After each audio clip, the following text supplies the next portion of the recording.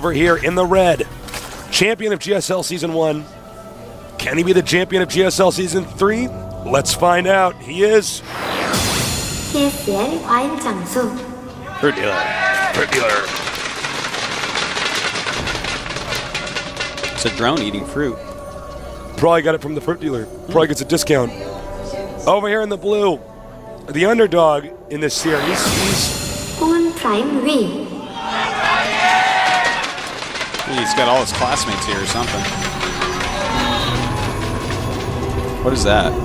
It's like a fractal carrier or something?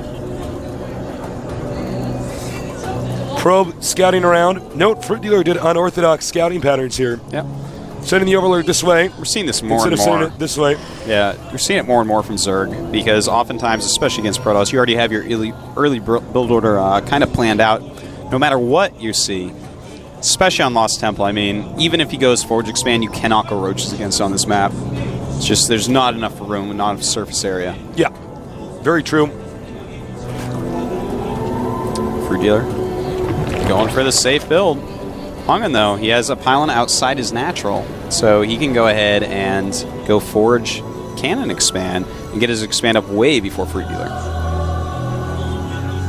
Would you ever advocate doing the cannon contain in this location over here? Oh, absolutely. If you can get it up, get it up. It's that, you know, double pylon at the bottom of the ramp with cannons is always a good thing. And that's what we're going to see. Yeah. Now, well, the thing about it is don't proxy a couple of Void Ray makers, Stargates, I guess those are called, Void Ray makers. Void Ray makers. Somewhere that he's going to be able to scout. Definitely got to be careful about that because Hydras are kind of natural tech route against this anyways because you need them to stop any warp gate rushes, stuff like that. There we go. Up goes the cannon. FruitDealer going to scout that and be like, oh, HongUn, I hate you. We aren't friends anymore. Does have 4 Zerglings on the way, as is a Queen. Ro8 going up immediately. Interesting. Interesting. And he's got to be careful about this Overlord. Yeah, I was about to say. I do that sometimes. You know, no, I've done that before too. How embarrassing it is to lose an Overlord to a cannon that you see warping in. You're like, oh, it's a cannon. But you don't think to move that Overlord. It's because this kind of stuff happens so rarely. Here comes the Nexus. Now the big question is, what is a tech tree for HongUn going to be? By the way, we have Ro8 in response here. Yeah. With a Might layer. be a Nidus. Nidus, yep. Definitely a possibility here. Now, normally against one base Zerg. Oh, look at this. Pops through. I did not know that you could do that in StarCraft 2. Excellent. That is good to know. Uh-oh. He knows exactly what his opponent's doing. Yep. That's going to make it a lot harder to hit. He's going to want to put probes actually patrolling on the edges of his base to make sure that there's no Nidus worms that can pop up. Doesn't have to do that quite yet, but he has canceled. He canceled the lair. I like. Gets it scout. He's like, whatever. I'm going to cancel this. Unfortunately for him, that cannon is going to block those. Probably going to want to get a bunch, run down, snipe the cannon. And I think he's going to go and just try to break HongUn. Right here? Yeah. And we do have him breaking out Tasis. Not showing all his roaches, though. Very smartly holds some back. Still going to hold him back. Wants him to think he's spending his gas on a Nidus. I cannot fathom that at this point, HongUn Prime does not have probes scouting the side of his base. He does. There we go. He does finally have one out. You got to be careful, though. Nidus worms are pretty reasonably quick. And it's smart. I see a lot of top Protosses actually just patrol a couple on the sides because if you stop the Nidus, that's it. The game is over. Okay, so he's doing a different all-in here. Going to hammer away at the front, but it looks like HongUn is aware of that. Uh-oh, careful.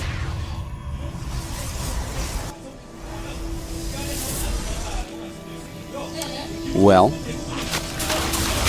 going to get this very forge. nice.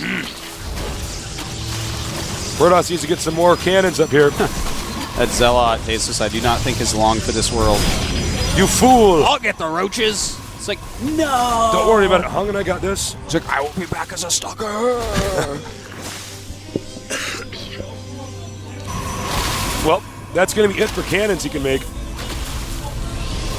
Quite true. Now, a Stargate is going up. This is really looking pretty scary if he gets a Void Ray out. That is darn good against roaches, I have to say. HongUn's really smart. He does get one pylon, additional one, Yeah. just in case he rushes up there with the roaches and shoots down that pylon. That's right. Pylon's not with a whole lot of hit points.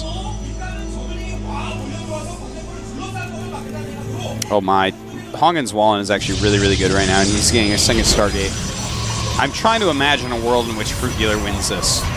Yeah, I don't see it. And it's not a world that I'm in right now, Tasteless. I cannot see him winning this. Here he comes. We will see, though.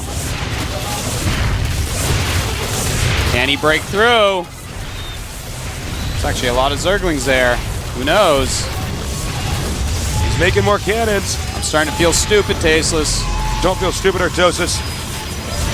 And he is going to break through. That is actually... He has to get the Stargate Surprisingly ASAP. HongUn very smartly making more and more wall-ins. And there comes the Void Ray. He's going to want to target roaches. You can charge it up quicker on the roaches. More and more lings. Keeps having to switch targets. Not getting it charged up. Finally, he's on the roaches. Yeah, you want to charge it on a roach, then you can go back to killing lings.